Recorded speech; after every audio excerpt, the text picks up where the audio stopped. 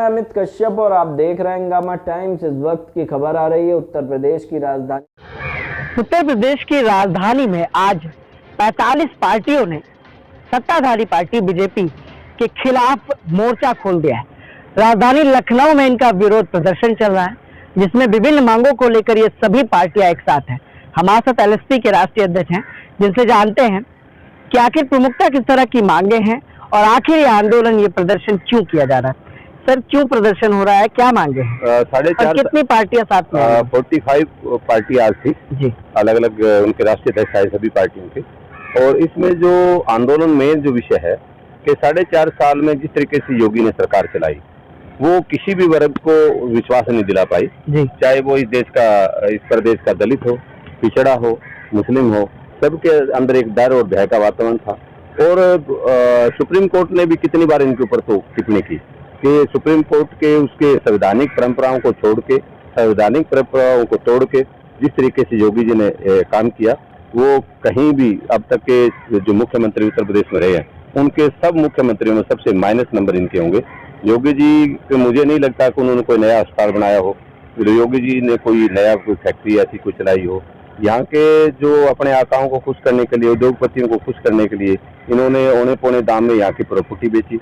यहाँ का जो स्कूल का सिस्टम है वो आप देख रहे हो, शिक्षा का घंटादार किया। यहाँ के जो अमन और भाईचारा उनके बीच में एक बिगाड़ पैदा किया।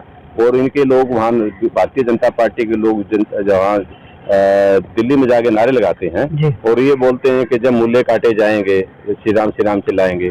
वो 9 अगस्त 2018 को जो है संविधान को जलाते हैं। उन सबको तो जेल हो गई, वो सब तो सजा काट रहे हैं। नहीं, सभी को कहाँ जेल होगी? तो वो जो ये जो लोग हैं, अगर जेल हो गई होती तो इसमें जो प्रमुख आयोजन करता थे अश्वनी, उनको जेल हुई थी, वो बीजेपी के नेता थे, उनकी जमानत भी हुई। उसमें कई हिंदू संगठन साथ आए थे जो अभी जेल में है।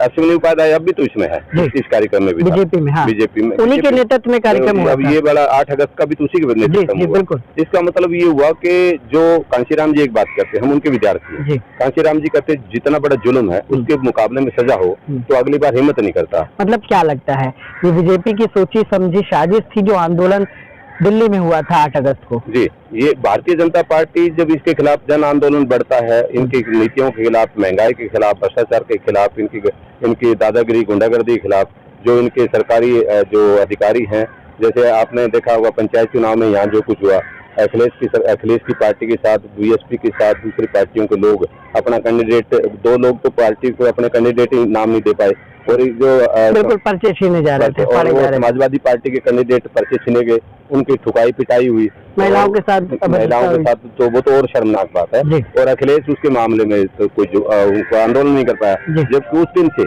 जब ये घटना हुई तो उस दिन से लगातार इसको इस जगह आके बैठना चाहिए। अखिलेश यादव अगर यहाँ बैठता तो अखिलेश यादव की हमें ये लग रहा था कि अखिलेश यादव जिस तरीके से लड़ सकता है। पश्चिम बंगाल में जो तीसरी बार अगर ममता आई, इसलिए आई कि वह ममता जो बहुत बढ़िया तरीके से शेरनी की तरह लड़ती है। अखिलेश यादव तो कहीं ऐसा लग रहा था कि जैसे ये मिलीजुली सरकार हो। तो ये जो चीजें हैं, तो यहाँ के लोगों को हमने देखा भी कोई इसके खिलाफ खड़ा होने के लिए तैयार नहीं। यहाँ का अगर कहीं भारत में 2014 से लेकर अब तक अगर कोई ढंग से लड़ा तो यूनिवर्सिटी के लोग लड़ रहे थे या किसान लड़ रहे हैं। यूथ जिस वक्त जो है मोदी ने कहा 2 करोड़ लोगों को हम रोजगार देंगे, तो हर मोदी है तो मुमकिन है नारे लगा रहे थे, वो थाली भी बजा रहे थे, ताली बजा रहे थे। लेकिन आज वो यहाँ धरना लगा रहे हैं। हम तीनों लोगों से मिल के आया था। आज मैं उनसे सवाल भी कर रहा था कि योगी और मोदी से भर गया पेट। मैंने उनको कहा अगर यहाँ का स्टूडेंट, यहाँ का यूथ आसाम के अंदर असम गण परिषद ने ऐसा किया था, आप भी तो ऐसा कर सकते हो। मैंने कहा आप क्यों मांगते हो? आप कौन हम सरकार बनाएंगे? बोलिए ना, आप अपनी पार्टी रजिस्टर करा ले, नहीं तो हमारी पार्टी से चुनाव लड़वा लो। हम तो कोई थैली देख के, बहन जी की तरफ वजन देख के, सतीश मिश्रा की तरफ वजन देख के कैंडिडेट नहीं उतारेंगे। हम तो उस आदमी को कैंडिडेट उतारेंगे जो साफ सुथरा है। और साफ सुथरा है वो कोई भी है। समाज आपको पैसा इकट्ठा करने की जरूरत नहीं, केवल सिक्योरिटी मनी आप करिए और 10,000 रुपए के पर्चे छापिए, लोगों के पास चले जाइए, लोग आपको वोट देंगे। मतलब आपका कहना है कि सरकार ने कोई भी काम विकास के नहीं किए? नहीं, सरकार का तो मुझे नजर नहीं आता, क्योंकि मैं तो साल में 2-3 बार आता रहता हूँ। मुझे एक काम भी यहाँ नजर नहीं आता कि सरकार ने कोई 4.5 साल में अच्छा कोई काम किया, विकास का कोई काम किया हो। पूर्व की सरकारों ने किया था? पूर्व की सरकारों ने काम तो किया, लेकिन उनके ऊपर चलो दाग उन पे काम की बात नहीं। सड़कें बना दी, आपके अस्पताल बना दी, विकास यही नहीं है। विकास ये है कि कितने लोगों को आपने रोजगार दिया, कितने लोगों के घर में चूल्हा जला, कितने लोगों के घर में चूल्हा तुमने बेरोजगारी बढ़ा दी।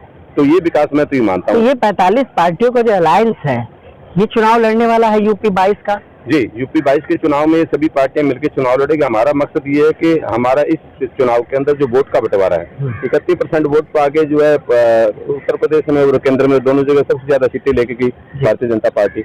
अगर ऐसा ये करते हैं तो हमने इस वोट के बंटवारे को रोका। वोट के बंटवारे को रोकने के लिए विपक्ष हमारे जो थर्ड फ्रंट के जो लोग थे, छोटी छोटी पार्टियां थी, उनको इकट्ठा किया और जमीन से जुड़े हुए लोग हैं वो अपने क्षेत्र में उनका प्रभाव है, उन सबको इकट्ठा किया।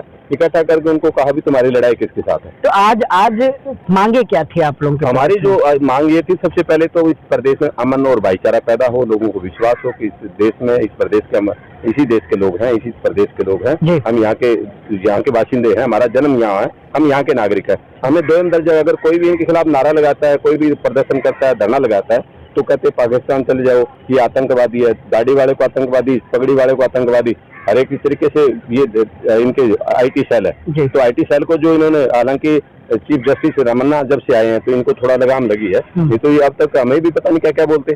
तो इस चीज से हम ये समझ पा रहे हैं कि अगर आज जमहूरी ताकतें या जनतांत्रिक ताकतें अगर मजबूती 9 महीने से जो सरकार को घेरा डाला हुआ दिल्ली के आसपास किसानों ने, मैं उनको सल्यूट करता हूँ। 700 लोगों से ज्यादा किसान शहीद हो गए वहाँ और वो लड़ रहे हैं लगातार। इनके आरएसएस के जो ट्रेंड जिन लोगों के एंट्री की, और देखो बड़ी शर्म की बात तो ये है कि सुप्रीम कोर्ट ने कहा 50% से ज्यादा आरक्षण नहीं हो सकता। सुदामा आरक्षण क्या है? 50% तो आपका क्रॉस कर गया। अब 54%, 52% अगर लोग ओबीसी के हैं तो उनको 27% आरक्षण दे रहे हो, प्रमोशन में आरक्षण उनको दे नहीं रहे। 65% आरक्षण जो है वो किसी भी नौकरी में, किसी भी प्रदेश में, केंद्र और स्टेट में 35% डायरेक्ट भर्ती होती है, 35% बाई प्रमोशन होता है। आप 35% की बात ही नहीं कर रहे। जब तक आपने 27% पूरा करना है तो 35% आपको बाई प्रमोशन, अगर ओबीसी को प्रमोशन नहीं देंगे तो हमारी एक बात ये थी कि हम ओबीसी को 52% या 54% आरक्षण देंगे, वहाँ के ओबीसी की गिनती को देख के।